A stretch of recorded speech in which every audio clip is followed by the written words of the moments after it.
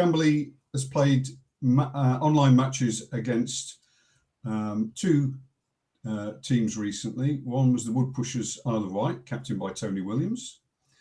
And the other was Bonaccord Aberdeen, captained by Hamish Olsen. And both Tony and Hamish are here tonight, so welcome.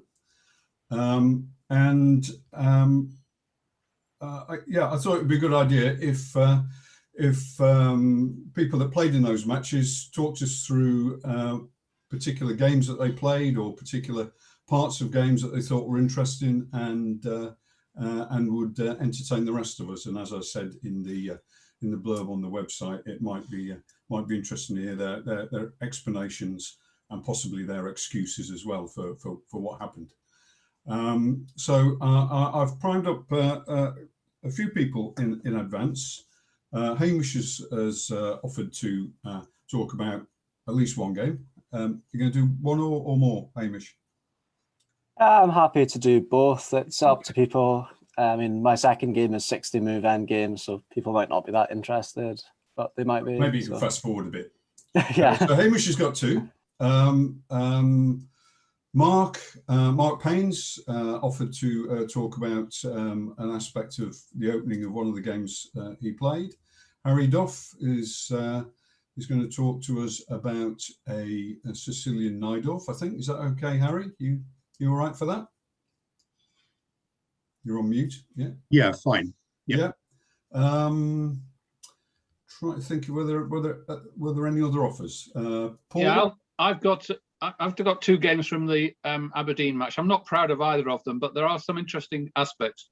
Well, yeah, it's not just a matter of showing off your best games that you're most proud of. I mean, disasters can be instructive as well. So yeah, it's good. And yeah, thanks to anyone that shows off a game that they lost or didn't do themselves particularly proud in. So anyone else that would like to say something about a game, just so we know what the running order will be? Tony, you get anything from Isle of Wight? He's taking the Fifth Amendment. You're on mute, Tony. Yeah, I'm off mute now. Right. Yeah, I'm happy to sort of chip in sort of my side of my games against Mark. I did ask some of the other players who played in that game if they were interested in coming along, but I don't think there's been any take up. Okay, no problem. Would it be nice to get Sarah along to go through the games against Paul? Yeah. But we're just going to hear. I think just going to be Paul's side. Okay. Paul's side. So, Steve, can I just say something? Because to Tony's point, interestingly, Tony, the game I was going to show was the opening of our game.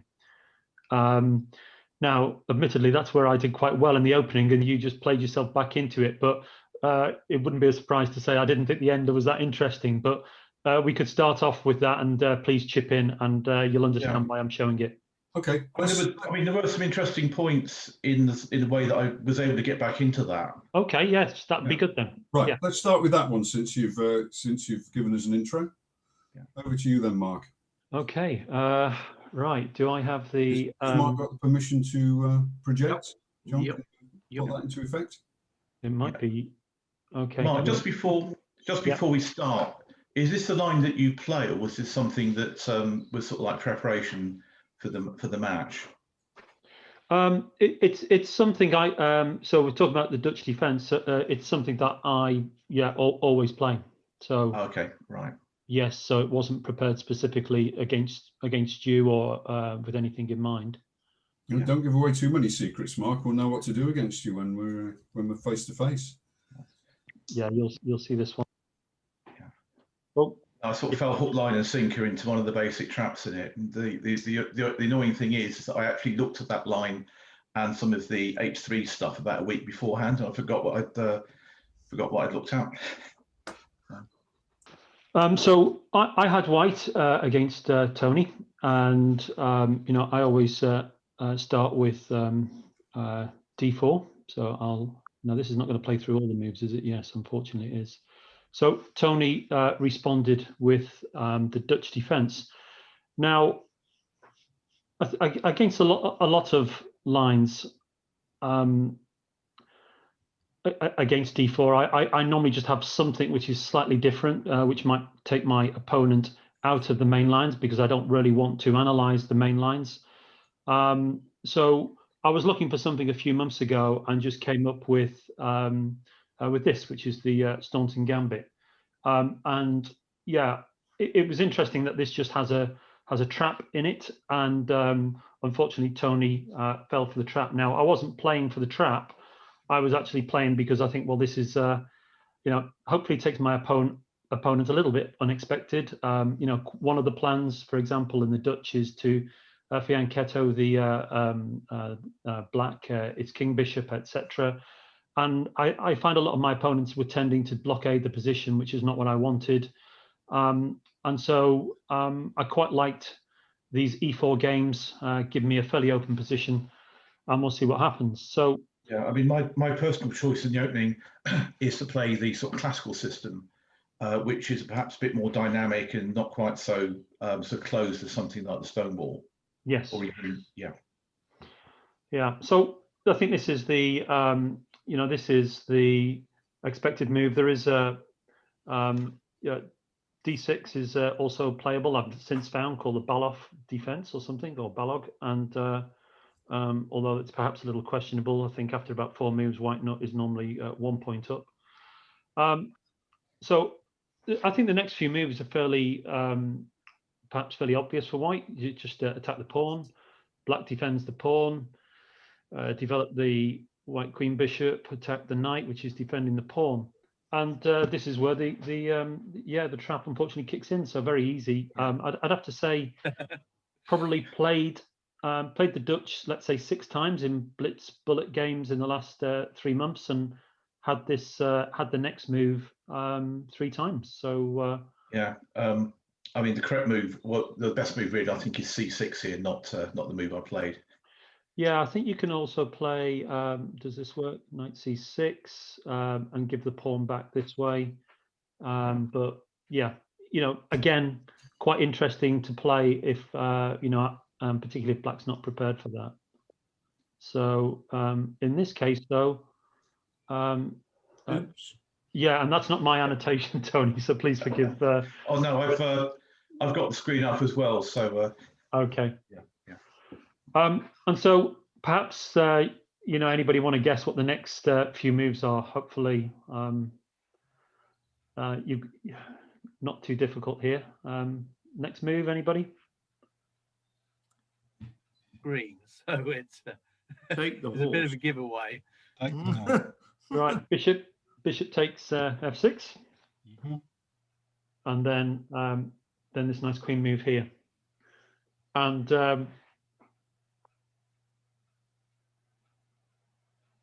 very obvious. Now, interestingly here, black does not need to. I hope my engine is not putting people off. I can't actually see the engine on here. Is it running? Yeah. So black does not need to take the queen. Black can play bishop h6, but I think most people take the queen. And now you can see that the pawns on c7 and f6 are hanging. So I've got myself my pawn back, and I've got one of them 2 pawns. I think that's the obvious move, king d8 can't let me take c7 because of the rook on a8. So I take this, and I must admit, this is as far as I'd ever analysed this and thought, right, I've won the game. I'm a pawn up. I'm probably going to win another pawn. I've got a better development. Admittedly, black's got the 2 bishops in an open position, and I actually thought, I only ever analysed as far as this, and just assumed that this is one for white. And admittedly, it should be with with best play. I would concur. I mean, it's sort of showing it plus 1.5. Yeah. So. I'd have to say though that this is where as the game went on, I think probably Tony started coming back into it, and then when we got to the end game, where I just carried through the extra pawn, I think we both made some minor mistakes. I think I made more than Tony. The end game, yeah, Tony just outplayed me in the end game, and at one stage I thought I was going to lose it, but yeah, he outplayed me, and we agreed. Yeah, I did miss one move, which I think gave Black some advantage. But I think another factor was the clock. Is that I noticed that you're burning a lot of time, sort of during the sort of the middle game. And I was trying to move quickly, just making moves that just weren't mistakes, just to bring the clock into the game later. Yeah, and I think with a bit more time, I might have found the right continuation. But to be fair to you, I think I would have needed a lot more time, because I think I was probably I'm not as experienced in the end game, I think. So it's up to I just thought that was an interesting trap that was worth pointing out to people who might be in a position to play that line in future. It's Steve, happy to go through the rest if you want. I think just a warning that it's not the best play from me, and but it's interesting to see perhaps the moves I missed in the end game. If we want to speed through, it's totally up to you.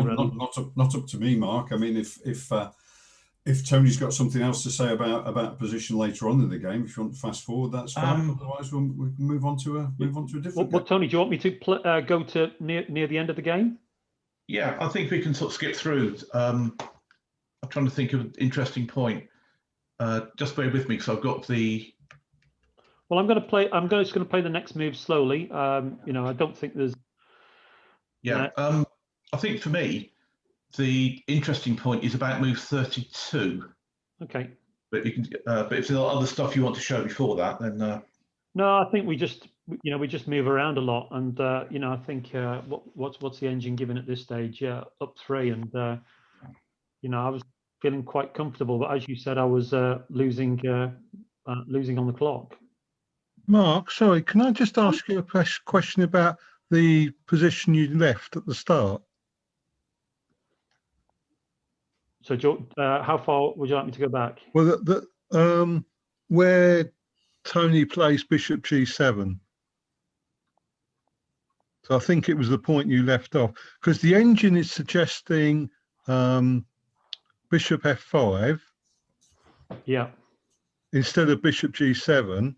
So after Bishop F5, what happens if White plays G4? It doesn't give that, does it? It doesn't give that position. No. That's quite interesting, because it was saying that Bishop F5 was the best move, and I couldn't see what happens after G4. I think you probably end up playing something like King E7, Knight D5, check King D6. Oof. King E7, yeah. We could certainly grab a pawn, couldn't you? Maybe the pawn on H7. That's interesting. We could play this instead. At this point, I'll probably play Bishop G4. Yeah. Okay, so this is no better for White then. Yeah. No, sorry, I just wondered what happened after the engine's suggestion. Yeah. Okay, shall I play for a few more moves?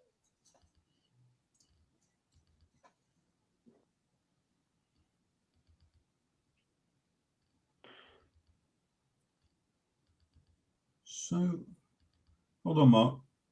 So,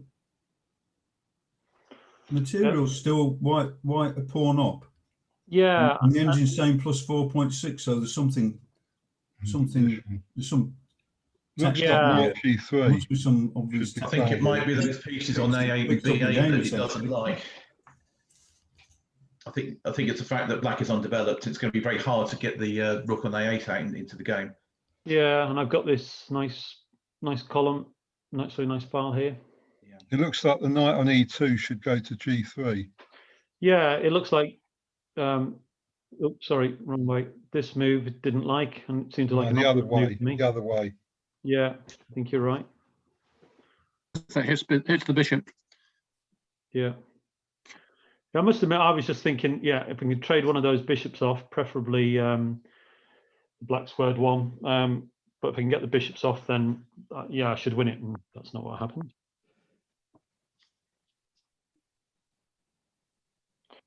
I was, maybe this was a mistake. I don't know, giving the bishop, giving my bishops away. But I just thought, no, this is, looking like a very favourable endgame. I thought. Yes.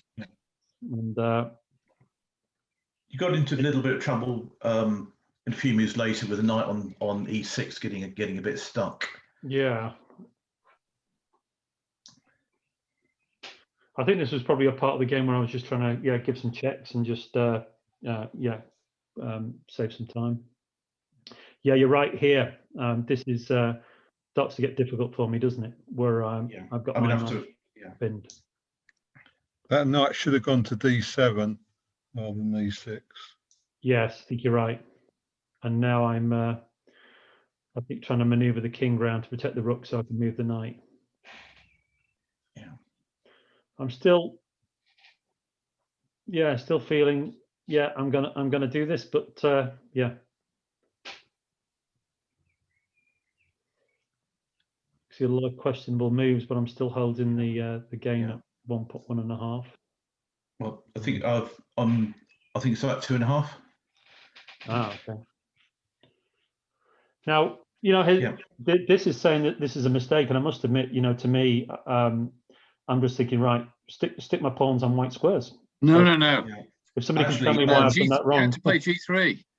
Yeah, I thought during the game that G3 was the move I was afraid of, and once you played H3, suddenly I thought I probably had a little bit to work with, because I've got some control over the black squares. Your knight is still stuck on D1. My king's slightly more active, and maybe I've got enough to just crawl back in the game. So. Well, I just thought, right, get my pawns on white squares, and move around with the knight and try and get the king. My king's obviously not looking very good on that square, and this is a negative here. I think your king really starts to come into its own, and this is what ultimately caused my problem. Yeah, and I think another factor here is that you've got 8 minutes left and I've got 15, so I've got considerably more time. To look at the game. The problem with H3 is it downgrades White's kingside majority. It's not mobile anymore. Okay. Because how are you going to move that G pawn? It's G4. Yeah, but then the king comes into the white squares. Exactly. Yeah, and I think that. So you wanted to play G3 and F4. Well, C4 looks good if you can get a knight on D5. And I must admit I did have that in mind, and so let's bring the king in. You need an outpost. Yeah, this is where I'm thinking my knight was going to come in, and maybe I miscalculated this. No, you can always play C6, I guess. Yeah, so here's me thinking I can get my knight in, and you block it with C6. Although it's saying that's a bad move. Funny enough, it was considered to be a bad move. Can I go back and see? Well, because you can only defend it with the king, that's why. Yeah. Well, I've got to attack it somehow. And there was me thinking now, I can get rid of that bishop and I've won the game, which was not the case. No, there's no way through. Because I just realised now, hold on, take the bishop, the king comes in, G3, and suddenly I've lost it. You might be. Well, Black's king is so active. Yeah, and just played it wrong. White's struggling, actually. I think we're both down to about 3.5 minutes here. So here you go. And to me, I thought, well, how can this be a blunder? I thought this is a natural move, and defend the knight. I don't want to take the bishop, and so I was quite surprised when I played through this endgame. I thought it would be obvious to see where I lost, and I thought, well, I'm sure if I had this position again, I'd play King D1. But it looks like, Mark, you should have got your pawn on H5, and then G6 would have been an outpost. Yeah. Because it can't be attacked from H5 or G6. Yeah. But it's not doing any damage there, is it? Yeah. White's not very far from being zooged. Yeah, that was my thoughts during the game. I was trying to find a way of creating a Zugzwang. Yeah, this is pretty close.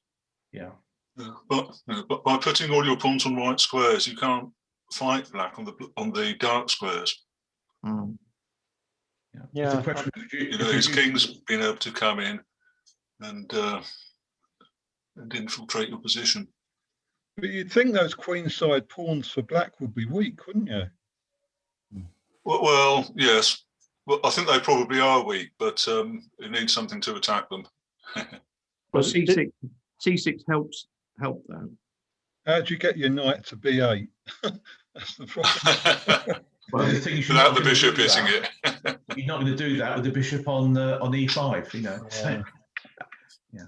So there we have it. You know, I think yeah, well done to Tony for coming back from that, and yeah, outplayed me in the end game. And yeah, I think I need to keep playing this end game till I work out how to win it, because there's obviously some lessons in here for me. And yeah, learnt a few tonight. Thank you. So yeah, just sticking my pawns on the opposite square to the bishop is obviously not the right advice in this position. And the other thing is, I think the black king was far more active. Yeah, exactly.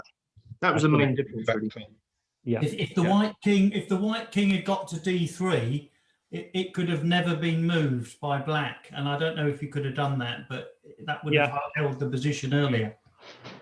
And don't forget those checks that enabled me to get my king to B6 and then into the centre. And don't forget, you had pawns on both sides of the board, so the bishop is superior in that respect. Yes. Yeah. You know, so some lessons there, but yeah, useful little trap to know about at the start. As I say, I've had it several times, and but yeah, you've then got to know what to do with the extra pawn and win it. But yeah, so I think a draw, fair result, just about for me. I think yeah, I was happy to get out that at the end. I was getting very worried that I'd have lost it all. But so. That's it, Steve. Unless there's anything else. Thanks, Mark, and for Tony for chipping in. That was thank you, Tony. Yeah, interesting stuff in that game. Yeah, good having you there. Thank you. Right. Isn't that one of the most annoying things in chess, where you get a winning position out the opening and you don't go on and win it? Yep. Yeah. I'm afraid that's quite often a story for me, particularly with the clock. I've got to manage the clock, and yeah, you get winning positions and you just or you give them away, and so yeah. But I think it's another lesson about maybe not concentrating too much on the opening and learning all these fancy lines. You've got to know the rest of the game. Yeah. You've got to know how to play. Yeah, as well as remember. Right. On that stage point, I propose we head north to Aberdeen and invite Hamish to talk to us about his games against Clive Frostick. Pretty heavyweight battle on board one of the Bonaccord match. Clive, obviously a very strong player, basically a Farnham player, but turned out for us in this one. And I'm delighted to say that both Clive and Hamish have joined Camberley's online members, so that's great. So welcome, Hamish. Over to you. Thanks. I'll share my screen. Just give me a second to check I've not got 100 tabs open. Okay, yeah. I'll just say a couple of extra words about Hamish, because he's probably too modest to big himself up. Hamish is an FM, right? Is that correct, Hamish? Yeah. FM. Played top board for Wandering Dragons. It's a famous Edinburgh club while he was at university there, and now returned home to Aberdeen, and one of Scotland's strongest young players, although I see on the BBC News, and Hamish told me by email, that there's a very strong young lad who's about 10, who's sweeping all before him at the moment and getting lots of publicity. So watch your back, Hamish. Yeah, definitely. Very scary. I managed to beat him in 80 moves a year ago, but I don't think I'd do that now. And he's probably better than me at Blitz, which is not bad for a 10-year-old. What's his name? Frederick Gordon. There's a BBC News article about him. It's probably still floating around on the website. It was near the front page. Yeah. So, okay, let's talk about the game rather than about me. So, okay, and Clive, I think you're here as well to talk about the game. No, Clive's not If you here. want. Clive's not here, unfortunately. Oh, sorry, I misunderstood that. Okay, yeah, okay. So yeah, Scotch 4 nights, and I'd seen that he plays this quite a bit, and so yeah, knew it was going to be a solid game, and yeah, this is all well-known theory. I've played this way as white as well. It's very solid, but it's not. Well, you can see from the score, it's not particularly exciting. So yeah. So this is the first kind of moment of interest. So a lot of people play castles and then d5, but I've liked this bishop g4 line. So he takes d5 and then just castles, and it's a bit surprising. You know, it's not exactly the first move you would think of when you see this position. You know, you would look at, well, taking back the pawn, which is the main line. But really, I mean, white should not go down this route. I don't know the exact theory, but this is very greedy. I'm seeing bishop g4 and rook e8 check. It's I would have to calculate if I got to this position. I wouldn't remember it all, but computer quite likes black, and white will have a job castling, I guess. Well, I'm saying he's done it straight away, but yeah, this is a risky gambit for white to take. So most people castle, and then the point of my move order. I mean, a lot of people just transpose back with c takes d5, but the point of my move order is to play this bishop g4 move, which is really quite a modern line. I mean, I don't think it was really played before about 2015. Or something like that, but it's really taken off recently, and it's got a good reputation. So I quite like playing it. It's still got some novelty value. A lot of people play f3, and black can pretty easily get the pawn back. If white tries to gain lots of material, then you just take this one, then take that one with your queen. So there's this knight e2 move, which is what Clive played. I knew this was a recommendation of this book, Keep It Simple, 1e4. And yeah, so I have done a little bit of analysis on this before. Is there any way we can mute? Is anyone able John, to mute? can you mute everybody? Yeah. Other than me, preferably. Is that Carl who's unmuted?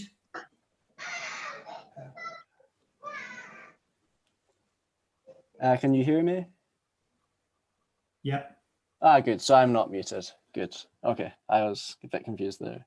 So yeah, we've got this knight e2 move that's recommended by this book, Keep It Simple, 1e4, that I've used as well. And so I'd done a bit of analysis on this a while ago. And who's that book by? Christoph Silecki. He also has done Keep It Simple, 1d4. I think they're quite good books. You know, they're kind of a good way to start learning. You know, if you're a d4 player and you want to learn 1e4, then you could get Keep It Simple, 1e4 and learn the fairly quiet lines for that, and then gradually build it up to something more critical. So I don't think any of these lines are terribly principled. I mean, he recommends, you know, exchange variation against the French, and two knights against the Caro-Kann, this kind of stuff. So nothing razor sharp, but it's quite easy stuff to learn, and you can then transition to more aggressive lines if you have the time to learn the theory. So okay, knight e2 by Clive, and I just take h3. This is all normal enough, and then c4, and this is kind of the first move since bishop g4 that's not been completely obvious. The previous game is d4, but I don't really like that kind of blocked position. I mean, knight can maneuver around to d3. It's kind of hard for me to play, I thought. So I just liked this decision. It's a concession, making my pawn structure a bit weaker, but it gives me very simple play. You know, like I've got open b file, and Really, I've only got this one problem, and it's only going to be a problem in an endgame, and even then, it's not going to be an enormous problem. I mean, even in a rook endgame, you know, you can try and swap off these ones and end up with him having an isolated pawn if that's his extra pawn. So okay, and bishop d6. Because of the bad structure, I don't want to trade queens. Rook e1, rook e8, bishop g5. So yeah, I think rook e8, rook e1 he probably should do, because I'm going to pin his knights. And then yeah, so this is kind of first interesting moment of the game, really. I mean, up to now it's been very standard. I mean, he could have gone to h4, but that's a bit offside, and you know, there might be some rook e4 move at some stage. Even right away, although it's not winning material, because I can take the knight. But yeah, so I don't know, people who've not seen the game, I think a few people have seen the game. What would you play here if you were black?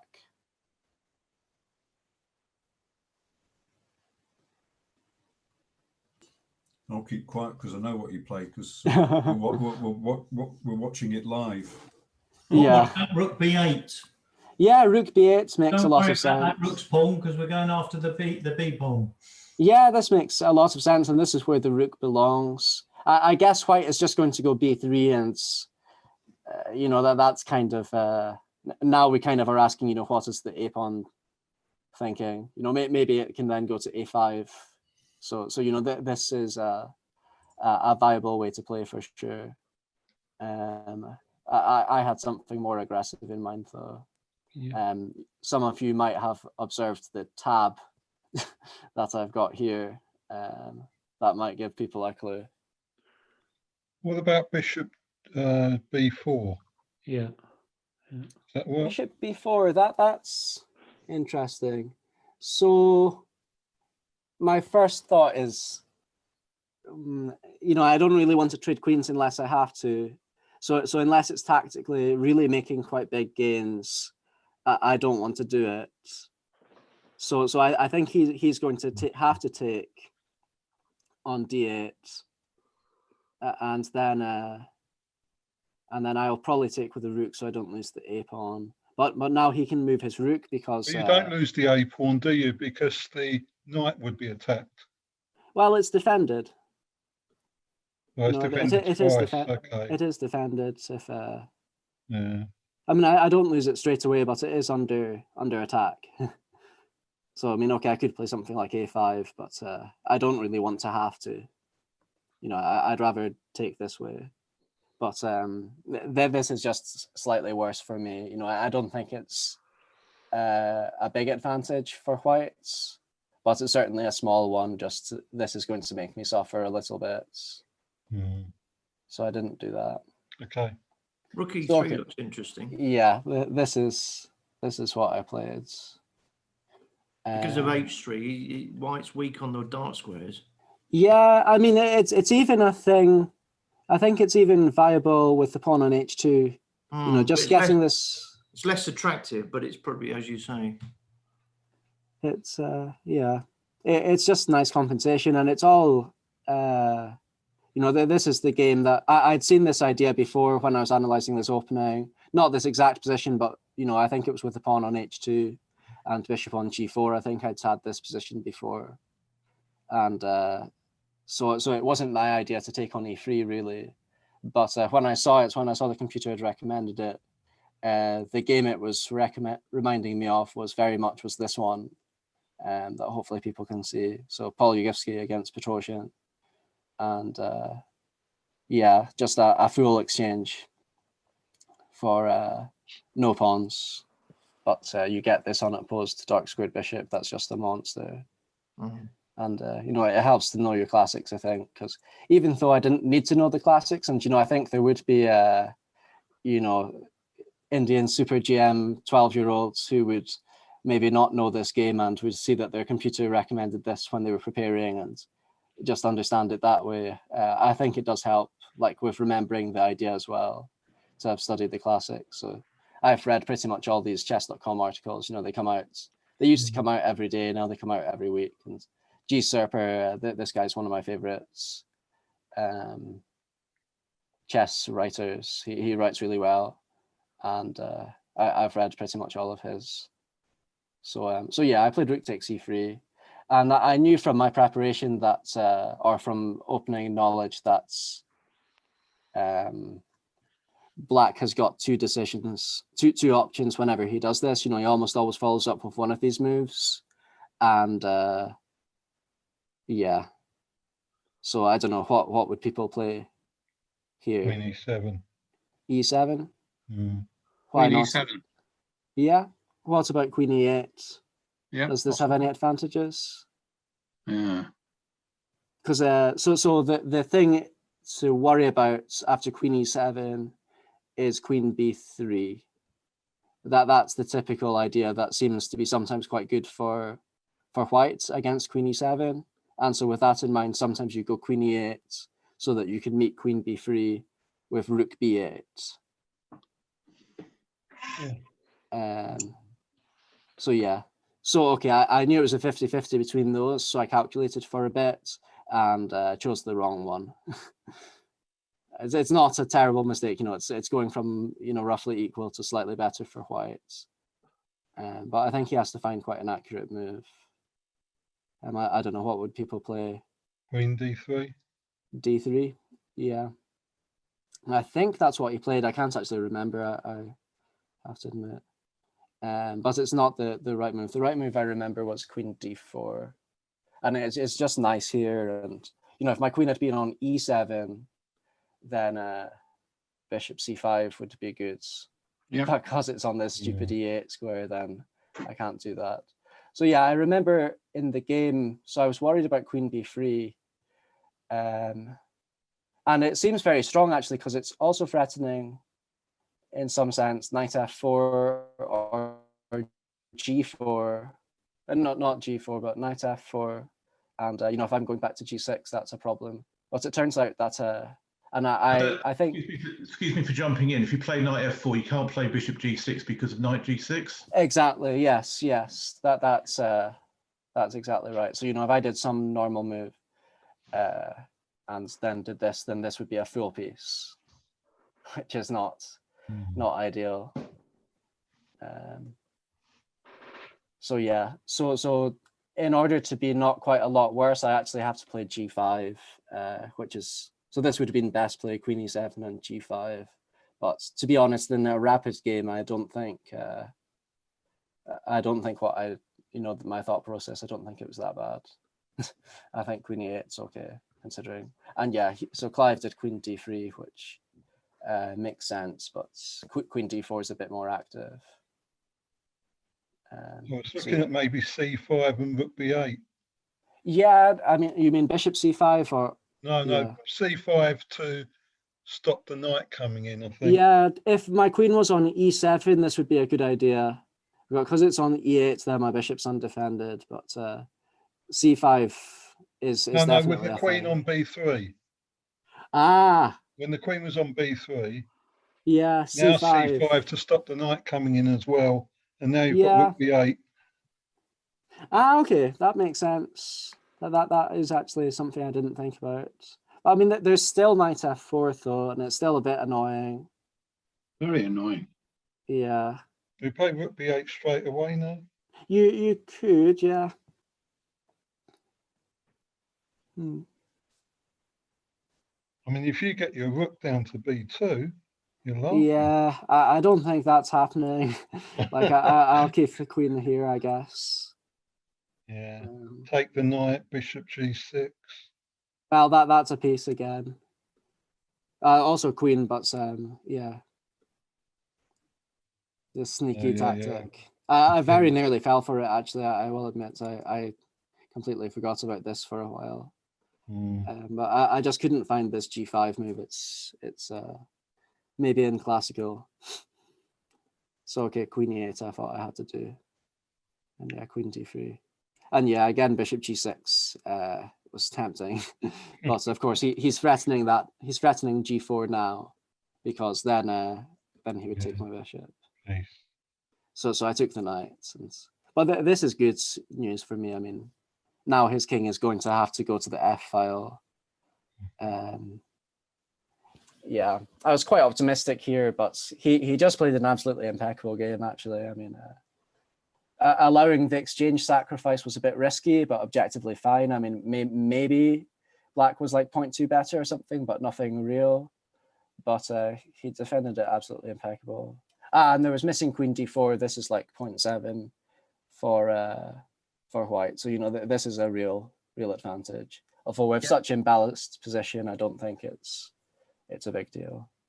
Yeah, I seem to remember Clive defended against an exchange sacrifice like that when he won the tournament in Camberley in 2019, the quick play one. Yeah, I mean, he certainly seems resilient in this game because, you know, I was expecting a mistake to happen because it's a fast time control and it's his king that's attacked. So, you know, if it was my king that was attacked, I'd be quite likely to make the mistake. But it didn't happen. So yeah, rook b8. I think the computer had other ideas like rook e8, but they were all roughly equal. So yeah, I brought it here, and maybe I've just improved his pawn. You know, now it's defended, and it wasn't previously. So maybe that wasn't such a great achievement, but yeah. And then here, actually, I just completely missed his next move. I don't know what would people do here as whites. It's not something spectacular, but it's just a interesting decision. Rook d7. Yeah, that's something I had considered. There's an issue with that one. That's queen h1 check is the problem with that one, because I have to look at that, you know, of course. But queen h1 check is winning the house, unfortunately. Yeah. So yeah, he actually did queen f4, which just didn't consider at all. I guess it's understandable. I mean, I attack his rook. I only look at him moving his rook plus a tactic. But yeah, and this actually is a very sensible way of playing. Pawn structure now maybe matters a bit. And bishop is probably going to be a bit better than the knight. Yeah, I think there was also a way to force a draw if I'd wanted, and I probably should have done that. I mean, I miscalculated what I did next. But he has to keep defending the g2 pawn, so it's got to be f3, and then so on. So I should have done this one, but instead what I did was I traded queens. I was a bit shocked by his move and a bit annoyed. And I somehow, I think I still thought his king was on f1 because I thought I was going to win his pawn when I made this decision. So it made a difference if instead of trading queen straight away, you play bishop d6, and therefore you're keeping white's pawn on e3 rather than on f4. Well, positionally that is justified, but just with trading queens, I think, you know, the exchange is going to matter too much. Like with the queens on, you know, I got ample compensation, but with the queens off and it being quite an open position, I mean, the rook is going to be a lot stronger than this dumb horse. Plus, he could have just played rook takes d6, couldn't he, Tony? Queen f4 check. Yeah. Okay. Just checking. Yeah, just I've checking not seen you're that. Following it. Yeah, I have not seen that. Well, that might be a slightly better end game for white. Queenside majority and all that. This is probably quite good for white. Right. But not as good as queen takes h2. So yeah, I thought I was winning a pawn. I was not winning a pawn. So I realized I wasn't, and king f8 is fine. But yeah, actually this is slightly inaccurate as well, this king e7.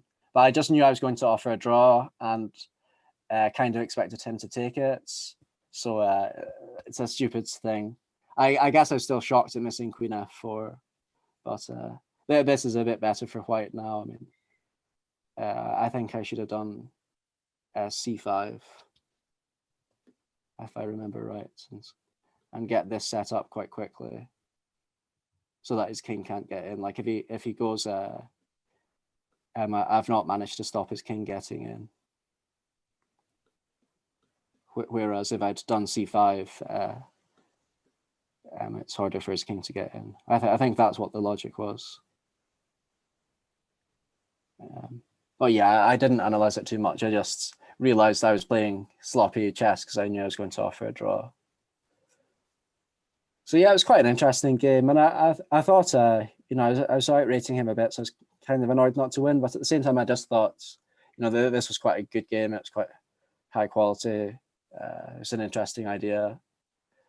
Okay, the interesting idea was A, completely copied from some classic idea, and B, also the computer had told me in a similar position, but it's still nice to actually get it on the board. And yeah, and then I think yeah, he just did well not to crumble and did sensible things. Yeah, so yeah, it was an interesting game. I mean, I found the next game more interesting. Maybe that's because I won, but yeah. Also, it was more positional, and I kind of prefer that. So I don't know if people want to look at other games first and come back to mine if we get round to it, or I'm happy to skim through it just now. It's. Do you want to have a quick tea break, John? We have an interval. Yeah, 5-minute interval. Then we'll have a look at the Hamish's second game. Then. Yes. Yeah, good stuff. Now Hamish is going to tell us about Hamish versus Clive Frostick Part 2. Yeah. Okay. So can you all see my screen? Yes. Yep. Yeah. So my game was a Catalan, slightly funny move order. I've recently started playing this a bit. It's quite interesting. I don't like it that much as black, so it makes sense to try it as white. So yeah, this is all theory. There's a few different, until recently, well, until about 10 years ago, I think this was the most popular move, but it's not really considered that venomous these days. So I think Avruk, I think it was he who popularized 8A4, or at least brought it back into fashion. And although I don't actually have his book. So okay, at least the kind of positions I like. So I play that. And yeah, you can also play Bishop F4. This is the other fairly main line, which I don't know that much about. Although one of these days I'll add that in as well. It's good to have a bit of variety. So okay, Bishop D5. Yeah, various queen moves you can try. Black is well advised, I think, to chase the queen while he gets the chance. It would be quite nice on C4, I think, if you just let it. I mean, people do seem to play A5, I guess, but yeah, this is the main line. And again, you can play Queen D1. I think, strangely enough, it kind of encourages C5 somehow. I guess it makes sense. Queen C1 discourages C5 is more how it is. Yeah. So okay, and we get this kind of opposite-colored bishop situation,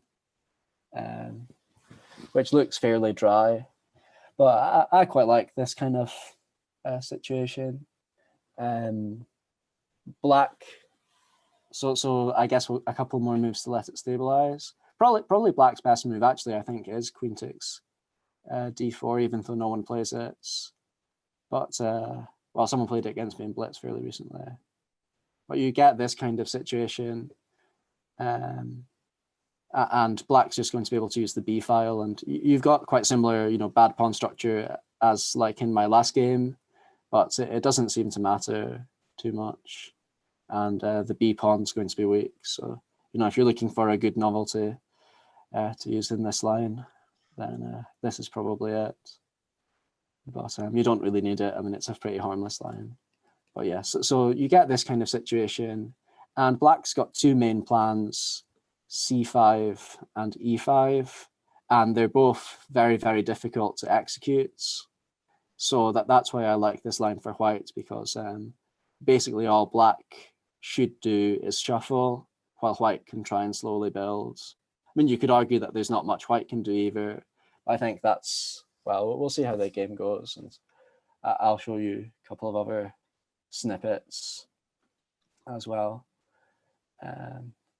So yeah, so I had studied this Grischuk game, and really liked the way he played here. So I kind of tried to copy him. So if we just go to this position, this was kind of what I aimed for. And it still seems very dry, but there's kind of a hidden detail that it's actually quite hard for black to stop getting queen h7 and bishop coming around to back it up, and then queen h7 after the knight's traded, because we've got this pawn on h5 that stops g6. So Grischuk played a really nice game. So he made he made black play bishop f6, so that there's an answer to the mates, and then that means that white can somehow play b4. So this was kind of the game I was copying, and I'd actually had a classical game just the week before that reached this position. So I mean, where do we go here? So I mean, if we compared that with the Grischuk game, I mean, it's very much, I wish I knew how to put them side by side, but it's very much spot the difference. You know, I've basically copied Grischuk. You know, there's some very small differences. So that's kind of what I knew before playing Clive. So okay, so we got a very similar thing. So, you know, king on g2. In general, when I've got unopposed bishop like this, I want to put my king on the same color as it. It just somehow it cuts out a lot of tactics. So yeah, knight a6, d1. Yeah, starting to get very similar kind of feel to the previous two games. Black is just developing, but he's not really threatening anything, because I've got nice control of d5. So if he ever goes c5, I can go d5. And similarly, if he ever manages to get e5 somehow, I can also go d5, or take it in some circumstances too. So yeah, as promised, I'm skimming through it quite fast because it is a long game. But if anyone wants to stop me and ask me why I didn't just agree a draw or anything like that, then go for it. Yeah. So I think up to here, he's done a very nice game, really. I mean, just developed his pieces the right way. And yeah, so I've copying Grischuk again, you know, pawn on h5, and ready to try and get a check on h7. So yeah, that's why I'm bringing the bishop round. So that's also why I think his knight trades, even for the computer, you know, I mean, it's saying equal here and 0.2 here. I think it makes this game practically more difficult than that, although still nothing special, just because now it really is definitely going to happen. And I think he panicked here a bit, because he's still basically fine. But after c5, I mean, actually, computer is giving +2, and I completely agree. It's just this pawn structure on the queen side means his majority is completely stymied, whereas I have got a nice, fairly straightforward plan of going at f4 and e5. Okay, I have to be a bit careful about my king position, but basically it's technically a winning position for whites. And the opposite colored bishops, I think they actually probably help. You know, I mean, it is where they're well known to be drawish, but they are also, you know, help decide who's positionally better. So I think slightly more. In that position, Hamish, why can't you play bishop takes f7 check? It's black's turn. Oh, sorry. That's the only reason, but I am indeed threatening bishop takes f7. Yeah. There was some line I was calculating at some stage. Yeah, for some reason during the game, I started panicking about bishop takes b2. I mean, of course, there's actually a very simple refutation to that. No, actually, I was right to panic about it a bit.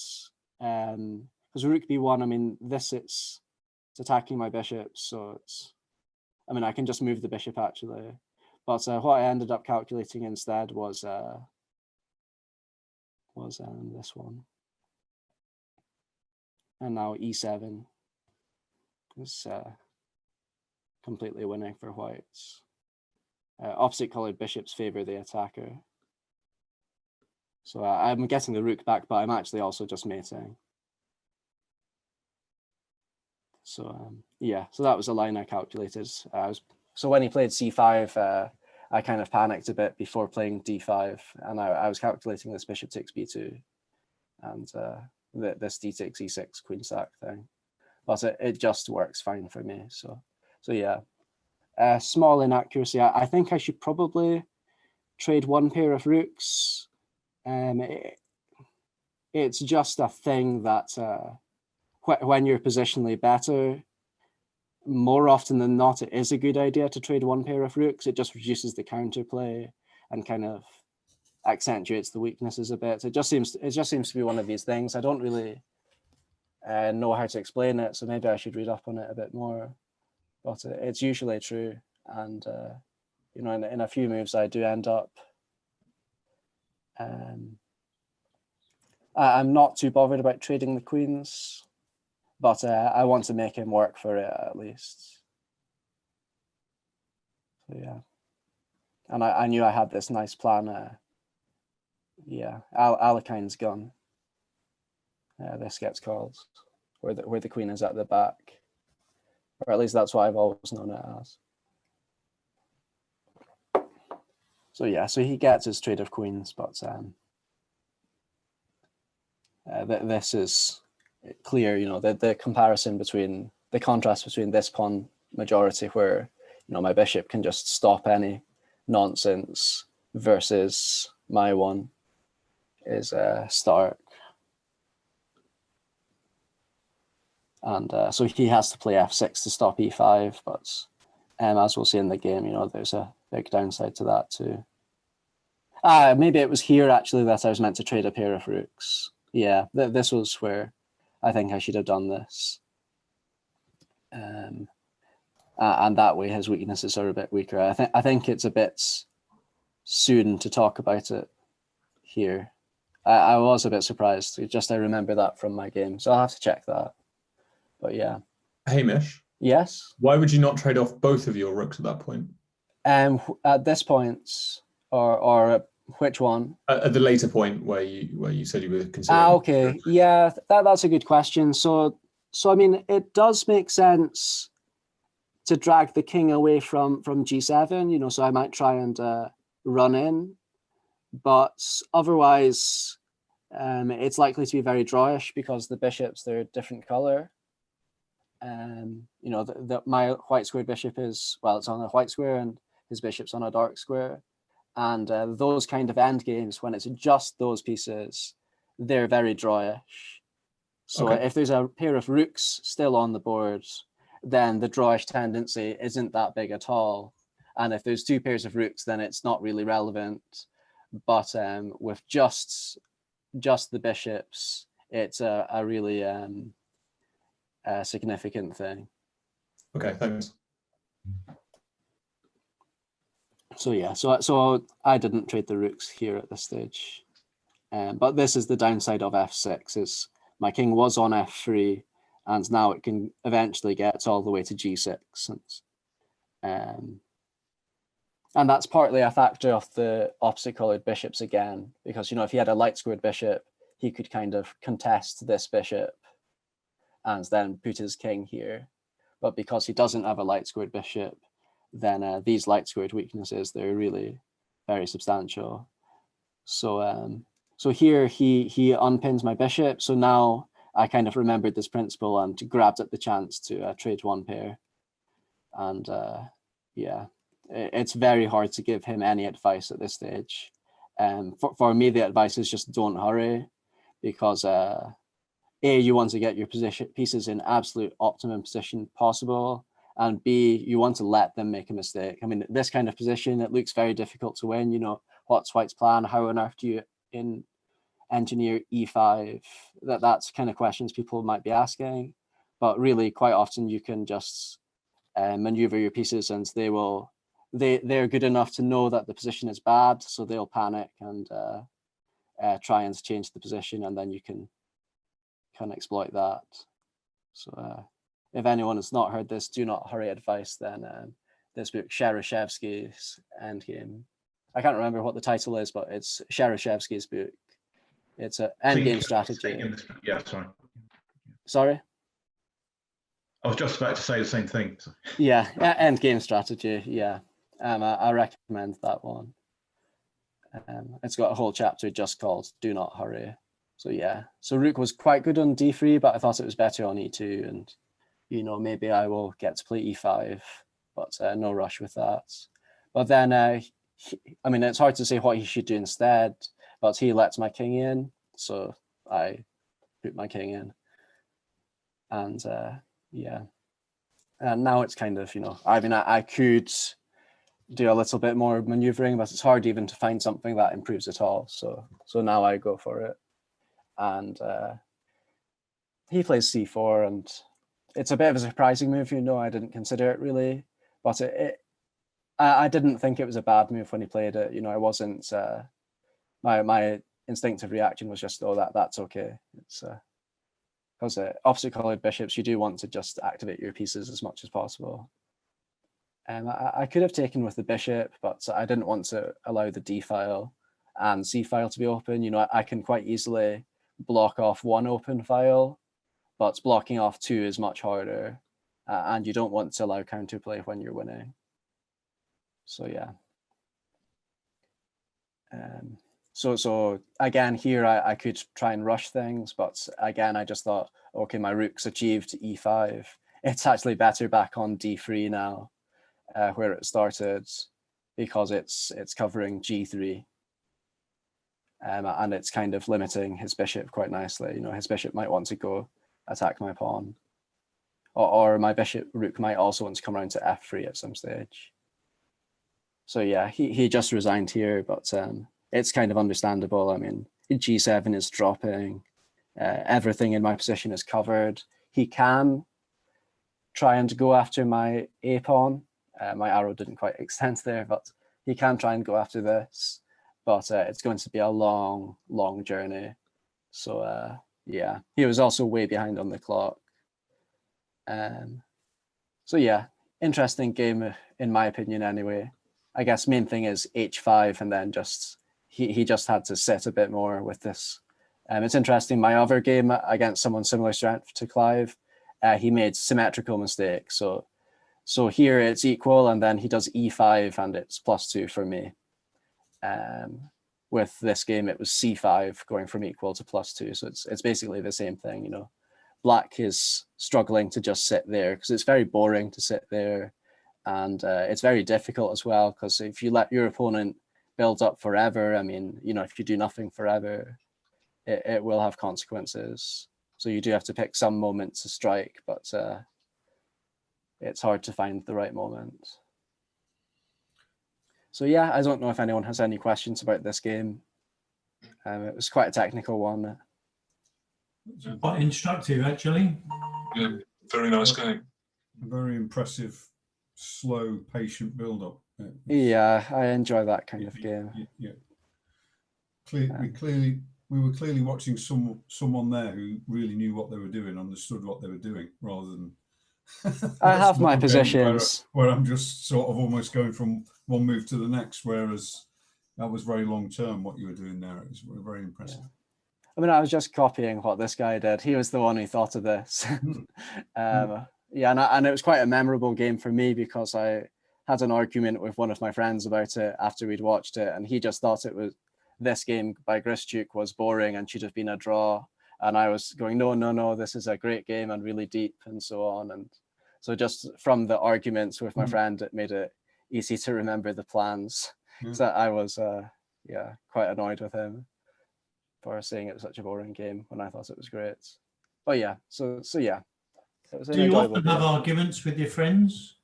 About chess? Yes, it's a good way to improve, actually, to discuss things, and brings a kind of another dimension to remembering things. I mean, if you just have dry facts, it's not as interesting. But if you bring some sort of emotional aspect into it, even if you're just studying by yourself, then I think it does make things more memorable. And the more connections you have with something you're trying to remember, the better. So studying related positions and trying to compare them, that's another way to remember things, I think. Good advice. So okay, I'll stop sharing and let you guys look at something more tactical. And thanks, Hamish. Right, let's switch from Scotland to Wales. Harry, would you like to show us your game, and first of all remind us who that was against? Was it in the Isle of Wight match, that one? Yes, it was in the Isle of Wight match. I was playing somebody called Jumsmeister, I think. This is the first time I've ever used the, is it chess-based software? I've used Zoom quite a lot, so I'm familiar with that, but we'll see how it goes anyway. I've got it ready to share the game. And I've gone through it on chess.com, looking at what the engine they use there thinks of the moves at various stages, and I've put in a few better moves, if you like. I would like to thank Steve for asking me to go through one of my losses. I mean, if he chose any of my games, there's a fair chance that would have happened. Without spoiler alert, you weren't really losing for the vast majority of this game. Well, yes. This is how to lose a one game. Yeah. Don't do what I did the last 2 or 3 moves. I think I'll get my excuses in first. I'm quite experienced in playing over the board with longer time controls, and online recently with very, very fast games. I have got much less experience at playing 20-minute games or 30-minute games. I don't know whether I should be playing fast or whether I should be playing slow, and I miss things, and I've still got tons of time left at the end. So, but the more I play 20 minutes, 30 minutes time controls, the hopefully the better, the more used to it I'll get. Anyway, shall I think I've got the game ready. Can I just share the game now? Should I be able to share it? The chess-based screen. What do I need to do? You should press share screen and share the screen with chess-base. Yeah. At the bottom. Can you see that? No. No. I'm clicking on the Zoom. Oh, here we go. Share screen. Yeah, we're on. Right. Can you see that? Yes, that's good. Great. Yeah, we can see. And I've got it in full screen mode. I haven't got the names of the people playing here, but it was I was black, and Jumsmeister was white, and I'm giving away that he. Well, I already said he actually won the game, but it's quite interesting. I mean, I think Steve, you said you chose it because you thought it was quite exciting.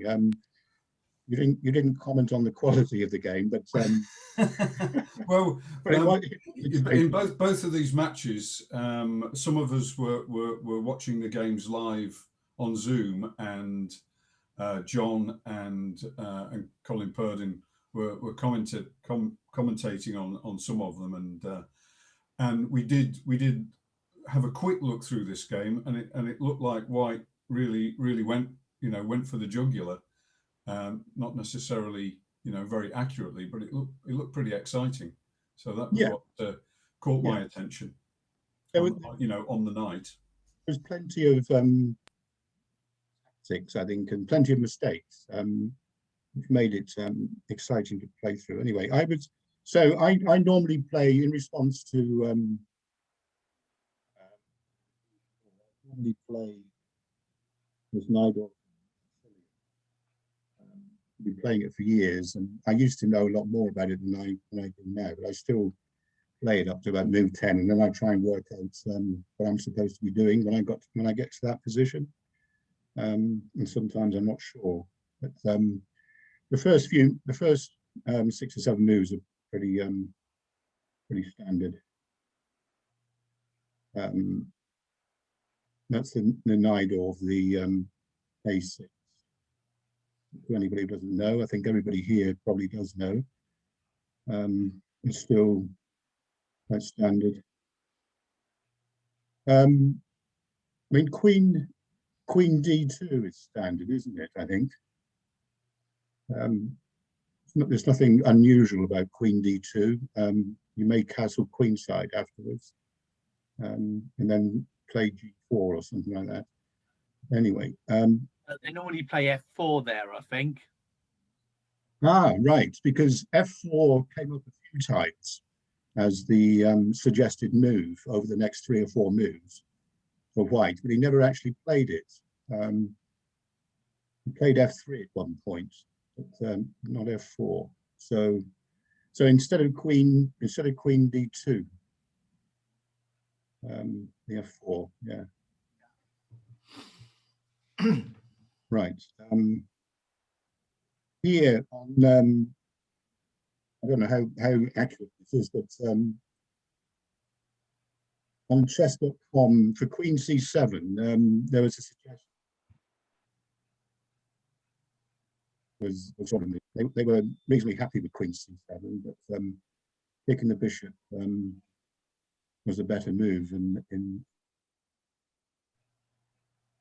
their opinion on the sheet. Now here, he should have been thinking about F4 according to the engine on chess.com. And he played quite a strange move, I thought. This move bishop D3. I mean, it develops the bishop, but it's pointing at the king side, I suppose. But it just looks a bit strange to me. Instead of F4, that was the suggested move by the on chess.com. Presumably to prepare E5 quickly. Maybe. What do people think of bishop D3?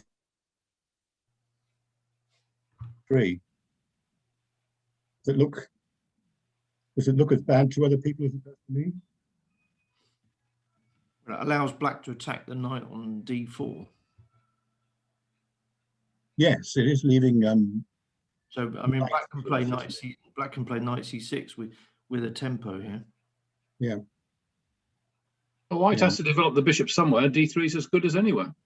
Yes, you can go to F4 obviously, and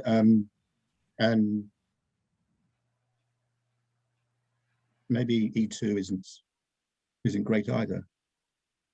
Anyway, what did I play here? I think I played knight C6. I'm not sure. No, I think I played B5. No, knight D7. So knight C6 is another possibility, isn't it? Well, then you can go to B4 possibly. Yeah, yeah. You don't need to overprotect F6. Right. Knight D7. What did he do here? Yeah. He should have played F4 here as well, they're saying. But he played F3 to add protection to that pawn. One of the points of playing F4 is you can gain control of D5 or F5. Yeah, you're getting black worried about playing E5, aren't you? Well, no, you're more. White wants to gain control of the D5 square.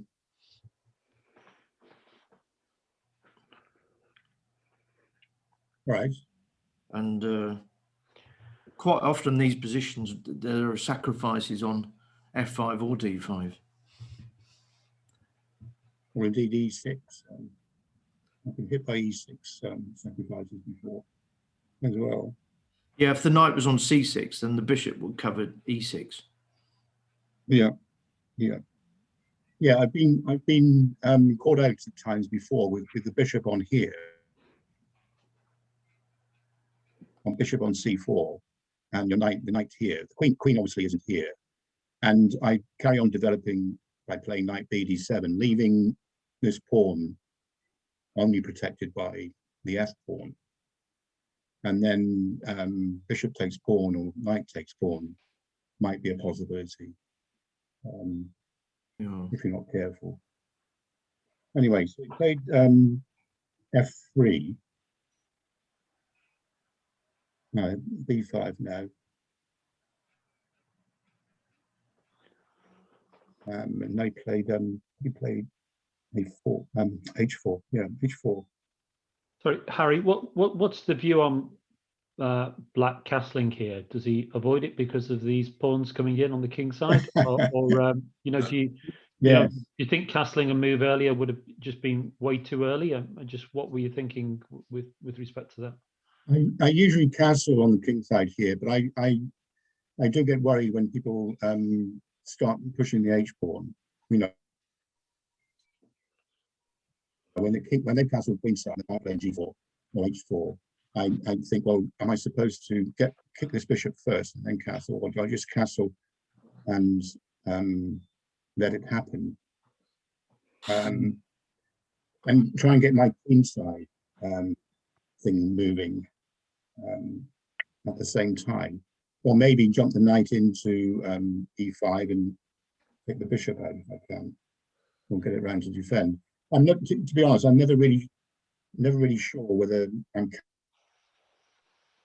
I can't help thinking the queen belongs on a5. Or it's safe to do. Yeah, yeah. The knight should be on c6. The queen should have been on a5. If you play queen a5, then I think white plays knight b3. Yeah. Okay. If I've got knight c6, maybe. Also, queen a5, white goes king b1 with the idea of knight d5. Yeah, I'm just thinking if you could get b4. Well, I don't think that works with when the king isn't castled. Black's castled, that's going to be a problem. Yeah, I wouldn't castle here. Treat it like an accelerated dragon. What's that? Treat it a bit like an accelerated dragon. Don't castle. The king on, well, leave the king in the center. Have it on d7 at some point. Or we've got enough pieces protecting your king. D7, I mean, sometimes lines where white will play bishop f6 and gf6, and the king is quite safe in the center. You just play with like h5 to sort of cut white's access to that square. Yeah, especially as white hasn't played f4, but white isn't particularly threatening in the center at the moment. So, sorry. Yeah, they might start g4 and h4 and whatever rolling later. Yeah, I don't see any pressing need to castle into his pawn side attack. You know, just keep it as an option. What you're going to do with the king? Yeah, he pushes the h pawn, and I played h6 to yeah, I played h6, and this is where we made a bit of a boot, which I wasn't. I don't know if it's just me, Harry, but I'm having difficulty hearing you. How are you? My you can get closer to the microphone. That would be helpful. That was better. Yeah. Oh, it's probably. I'm on my third beer here. That's what it is, and I'm gradually falling back in the chair. Is that better now? It is, but you clearly need a fourth beer to get it right, I think. It's like darts, isn't it? You need a couple of beers to do it well, and then too many is a good idea. Yeah, he made he doesn't it doesn't really. When I was going through this game this morning, I looked at this position. Really need to move the bishop? No. Question mark. That's because if I take it, he takes back, and he's hitting the knight, Yeah. as well as the rook. So it may be okay to just leave it there and play king b1. And I think that's what the site engine recommends, just king b1, get the king in the corner. But he played bishop f4.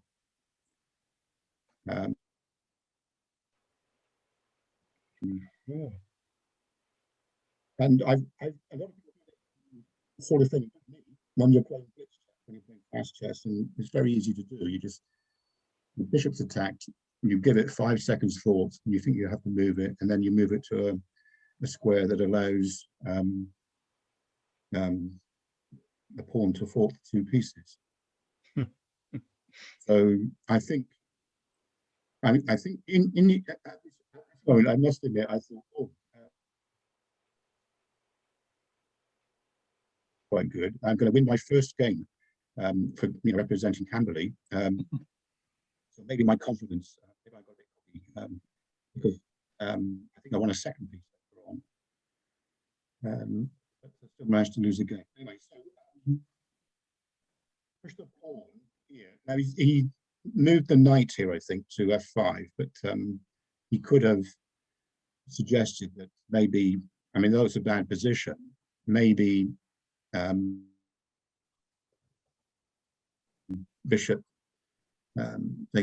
taking on b5 is better than moving the knight or the other bishop. It opens up that side maybe quite nicely. I mean, I'm not sure what I do here. Take the, which piece do I take here? You don't want to take the bishop with the pawn. Take the knight. Because you're attacking another knight. Yes, take the knight because you're attacking another knight. Although he takes back with the queen. He's got to play bishop takes knight check.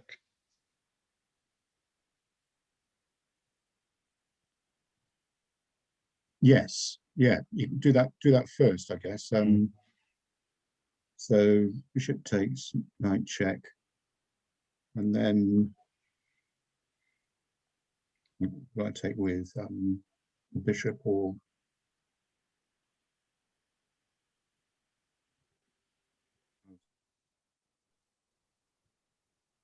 let's just cancel that. This is right. I don't know chess. I don't know this chess-based thing very well. You need to press new variation. Right, new variation. Cheers. So take with the take back with the bishop, say, and then he hits takes that pawn. Now he's hitting d6 with 3 pieces. But although he's got 2 pieces for it, so he's got 2 pawns for it, and maybe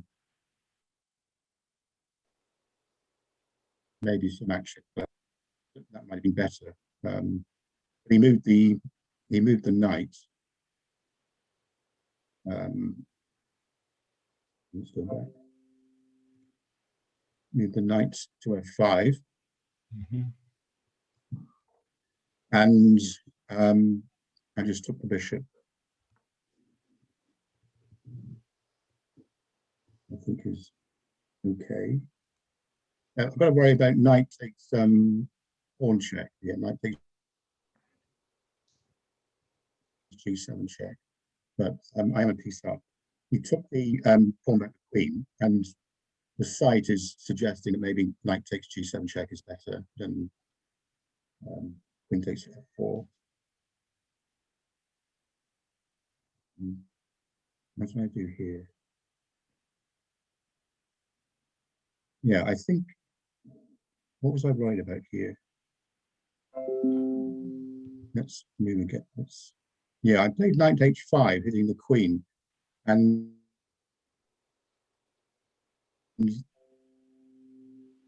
they're saying that's a mistake. The evaluation of this position went down from about +4 or 5 down to about one here. Because of knight d5.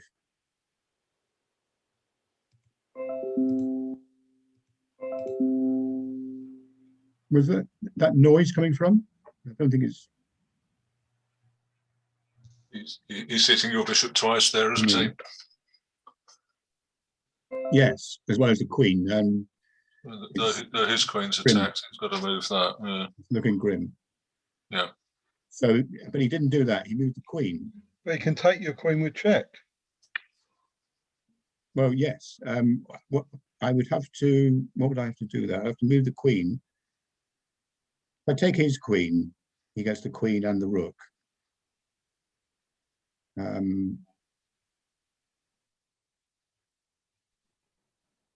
So if I move the queen, I mean, we've got the bishop. Actually, he's got to move his queen. So where does the queen go? If I do something like, if I G4 and hit your knight. Yeah. So, mind you, yeah. Oh, you've got knight f6 then. My goodness, yeah. I haven't thought this through. Well, no, I haven't thought it through. It's getting a bit. I mean, he's a piece down, but he's got such. He's got to be very careful. He might be getting out there. He might be surviving. So he played Queen G4. And F6. Yeah, I played knight F6 here, I think. Yeah. Like,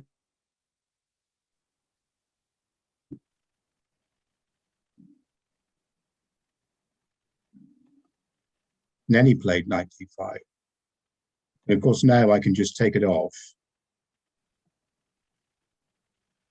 And then I've got to protect this knight here, so I played G6. Oh, there's a better move here. That's probably okay.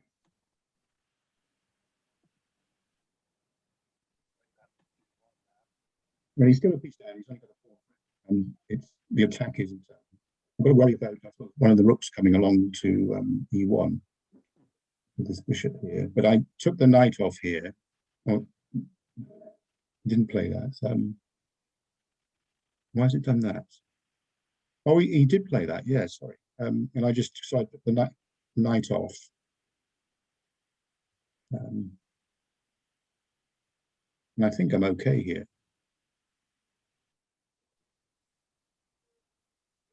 What did I play here? I think I brought the knight back to F6. And I think what he should have played here, I think, is queen to D4, so that if I take the bishop, he can take the knight, and this bishop is pinned. So he's still only one piece down, and maybe he's got 2 pawns for or close to getting 2 pawns. Maybe here you can castle. He didn't go to D4. Sorry? He went with queen d4, maybe you can castle then. Yes. Yeah, I don't have to take the bishop, do I? I'd be reasonably safe there as well. And he played queen f4. So I thought, well, I'm getting another piece here. I'm now 2 pieces up. I couldn't see anything wrong with taking the bishop. So I took it. I've got 2 pieces for 1 pawn. He's about to take the pawn. I've got 2 pieces for 2 pawns. So how can I possibly lose this position? The knight's attacked. The knight's attacked, which I missed completely. I was moving too quickly. Castle, can't you? I can castle here. I can. What else can I do? There's Can you play rook c8? It's queen d8. Okay, no, it's not. I mean, I can play just king f8. Well, there's no Can you move. play? Can you play rook c8 here? No, because rook takes Yes, bishop. rook c8. Rook c8 is the suggested move. Actually. Yeah, you're right. Rook, Understand. yeah, right. Rook takes e7. Yeah, sorry. Yeah. If rook take, as you say. Hang on. Then queen takes. I've got the mate. No, after rook e7, you can play king e7. Yeah. After rook c8, he can just play rook e2. Yeah. And then double up the rooks. Yeah, at some point I can cancel out of it or move the king. Can I move the king to f8? Probably. And I completely missed He may as well castle because he's got no checks. Let's have a look for castling. To get the castle in the game.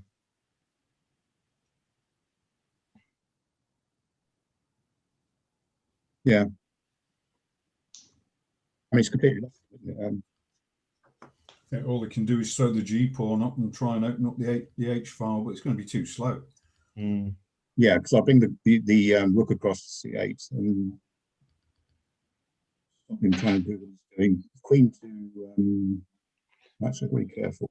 The queen can't checkmate you on his own. No. Although he did at the end. You say that. he needs a bit of help. He needs a bit of help to affect me because this is queen. Yeah, castling would have been a good move. Or rook c8. And then castling, something like that. Yeah, maybe castling in. Well, so rook c8, I don't know about because of rook e2. And then you get even more pressure. Yeah, I'm giving him a move, aren't I? Once he doubles up, he's there. taking the check. That's the problem. Yeah. He'll end up getting a queen, a bishop for 2 rooks. Okay. Right then, Harry, what happened? What happened? I completely missed. Quickly. I played. Hide your eyes, folks. Believe me, I'd have liked to do 2-minute job because it's.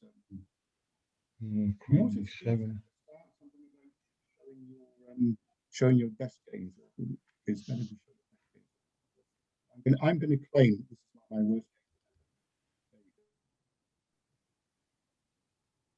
game. But I think queen d7, missing. Taking away the threat. Harry, you know why castling's a good move, don't you? To protect your king. But well, the rule is if you're in a pin, get out of it as quickly as possible because something nasty will happen. I shall remember that. Break the pin. Did you see the next move? Well, I can guess the next move. Yeah. Did you try and get out of this pin as fast as possible? Yep. One scene never forgotten. In a suboptimal way. Right. A risky way. Now. my purpose.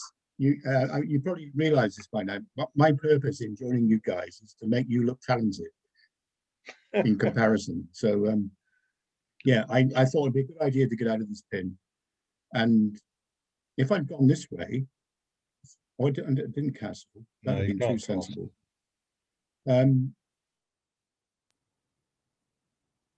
What I should do here is rook up to here, according to the site. But I mean, I'm only a piece up now and 2 pawns. I mean, and he's got a bit of.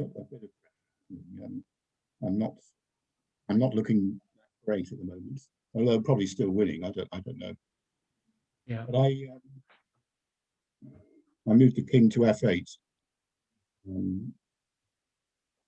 The other way been quite as bad.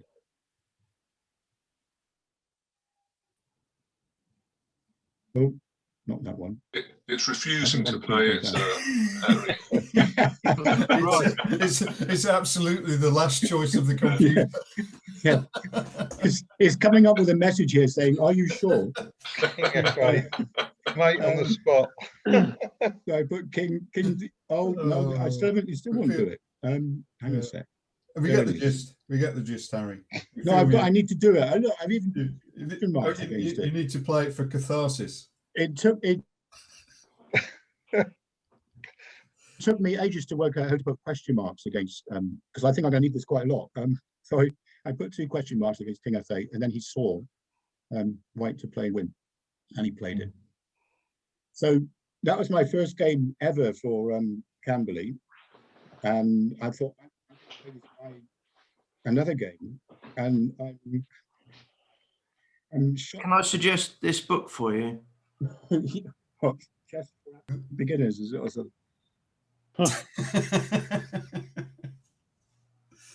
Take my rooks. It's by Yesser Sarowan, and it's a collection of games in which one side sacrifices all of their rooks.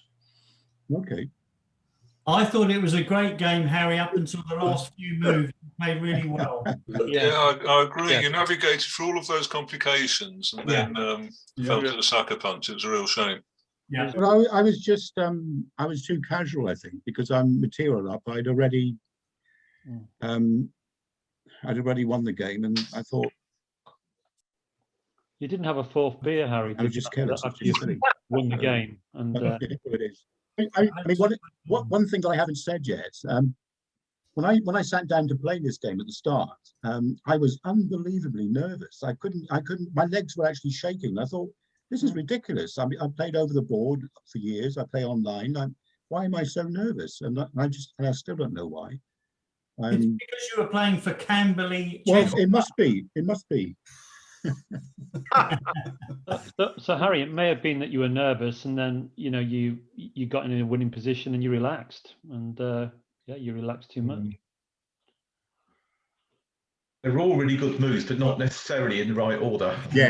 Yes, good one, Tony. Yeah. If in the castle, you'd have been fine, wouldn't you? Yes, break the pin, put your rook in the game. Yeah. Game over. Okay, I'm sure we highly appreciate you showing us that game, Harry. Very brave to show something that ended so badly, but you played a good game apart from the last couple of moves. So very good. Well done. Appreciate it. I've taken up a lot of time. There's someone else to go, isn't there? Right. Well, okay, thank you. 5 to 10. Have we? Paul had a couple of games. We'll not get through 2. Can you do anything justice in 5 or 10 minutes, Paul, or do you would you rather call a halt to proceedings? Well, I've got 2 games. One, a King's Indian, which is quite long. That's the one I won, and one, a Caro-Can, which I lost. Oh, well, let's see the lost one. Is it shorter, Paul? It's the shorter one. Yeah, all right. Well, keep Harry company. Yeah, we showing us a loss. It's only fair. All right, let's.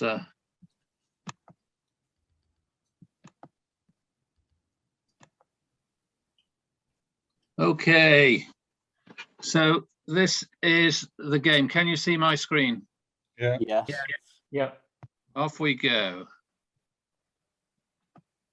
Is this against Bonaccord or Woodpushers? Yeah, this is against Crywolf, who is Theodoros Vasiladis or something. Hamish will know his name. He's got a Greek name. Theo is easiest. Yeah, and he played better than his grading would suggest. He's graded 1760 on comp. He's a lot better than that in the slower games anyway. Not so much in Blitz, but in the slower games he's about 2000 or something like that. So this was the start, and this is all in the book. That's not in the book, Bishop E3 particularly, but I played Queen C7, and I took here. And Black's doing fine up to here.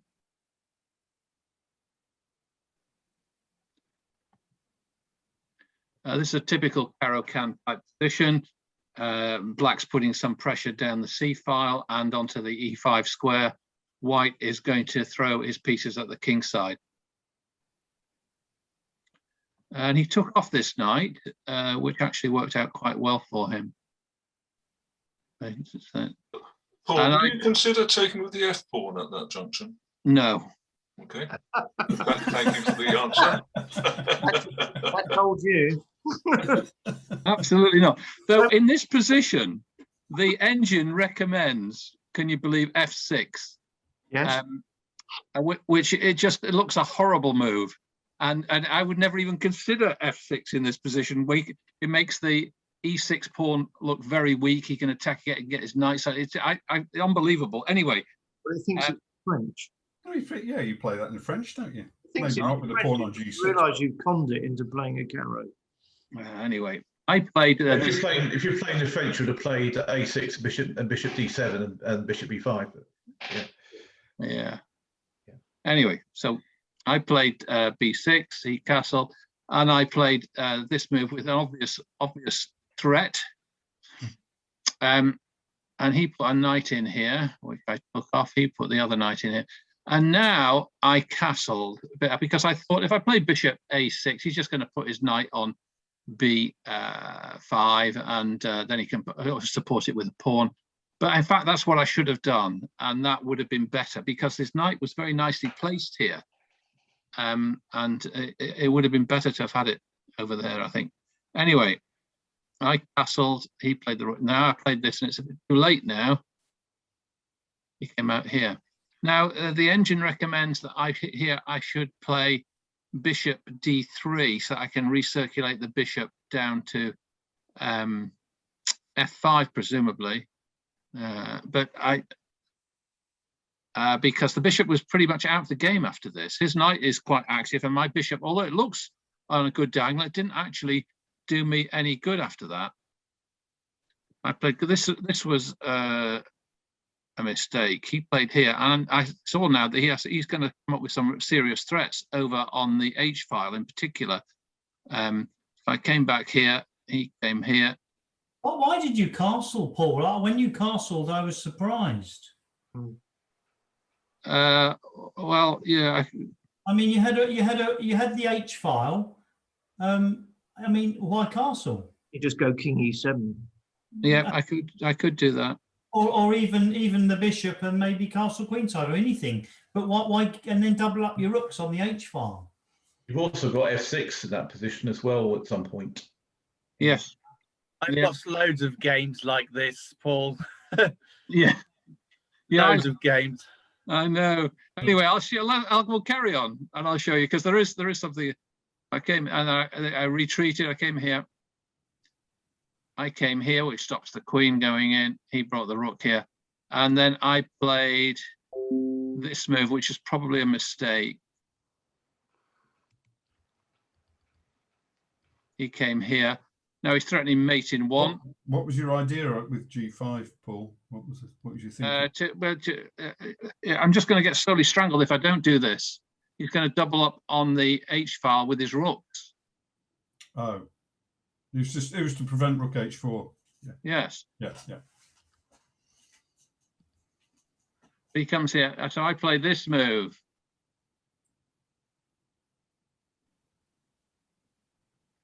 All right. So this is a position. So what should black play here? What would you play here if you were black? Have you got a tactic? F2, I think. Yeah. Loose pieces to drop off. Sorry? Oh, rook takes F2. Your queen Rook on takes- G5 is loose, so yeah, rook takes F2. Rook takes F2 is the move. On F1. Threatening mate on F1, and I missed it. That's the interesting tactic. I played this, which seems to strengthen back to E6, but in fact, rook takes F2 is the move. It doesn't win outright because he can play rook H8 check, king takes rook, queen H4. Is your queen hanging there in that variation? I think it must be queen because I'm threatening H5. mate on F1. But yes, you're right. Yeah. No, hang on. If you sorry to sort of be a pain. Rook F2, rook H8, king H8, queen H4 check. No, it's It must be queen H5. That it's white queen is H5 now. check, and then king takes rook on F2. Yeah, that's what it is. So he can avoid it, but it would have given me quite a playable position. I played this, and then I just got ground down here. So although this looks, I mean, I've got 5 pawns, he's got 6 pawns. His position is much better than mine here. I tried to get some counterplay here.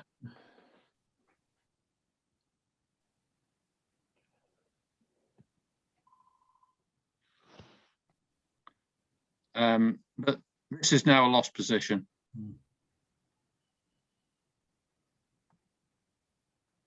Yeah, that's a good move to try and exchange the rook. And here I resigned. So that was a very quick Caro-Can, and it shows the danger of having the bishops, the white squared bishop cut out by your own pawns really on the king side, and allowing him to build up his rooks and queen on the king side unopposed, because I couldn't get my rooks into the game. It's quite funny because we've seen one game where he should have castled and one game where he shouldn't have castled. Maybe. I didn't have to castle. It's just a thing. I castle out of habit really, because I don't like kings stranded in the center. I like the rooks connected. I don't think it was the castling that was wrong, though. I mean, I think it was just, you need to get rid of that bishop on a6. You needed to trade off the bishop for the knights. Yes. Because your king has to go onto castling. I mean, it can't stay on e8 forever, I don't think. Well, if we go dubious. If we go back to this position, here, instead of castling, I should play this move. Yeah, but I guess you'll castle in a couple of moves. You'll trade off the bishop yes. and then castle and then I can go. Now he can play knight here, check, but I don't think it does him any good, does it? Maybe Take it, can't you? Like your rooks. If he goes knight there, you just move your king to e7. But just take the knight. I can take it. Yeah. That's right. They That's both right. look very good. I can take it. All right. So he doesn't. He would probably do this then. But after bishop a6, he doesn't need to play knight b5. Does he not? To trade bishop for knight, why doesn't he just leave the knight on d4? There's the Well, you're F1. skewered. He's got The queen. It's skewered. Yeah, I see it's skewered. Yeah.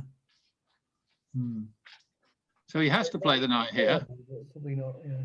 And then queen here, and then that. Yeah. And I can just take the knight off if I want, but this is probably a reasonable end game for now, me, isn't it? Yep. Black looks slightly better. Well, his knight is not doing as much damage. Yeah, I mean, if in the end game, definitely black would be better. I think middle so. game, not so sure. Yep. Anyway, that's that game. Thanks, Paul. Great. Thanks, Paul. Okay. I've got another one here, but it's longer, and it's a King's Indian. Maybe save that for another night. All right. Save that for another club night. That's got some amazing tactics that the engine found. Oh, excellent.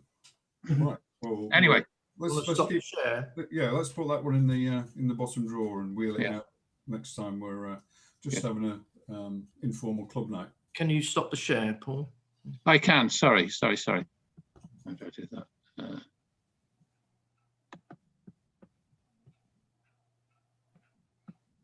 Very Well, good. Are we done for games, Steve? Don't believe we had any others lined up. Well, that's good. It's been really good. Mark, Tony, Hamish, Harry. How do I stop share? I think I counted everyone who shared games. It was really good.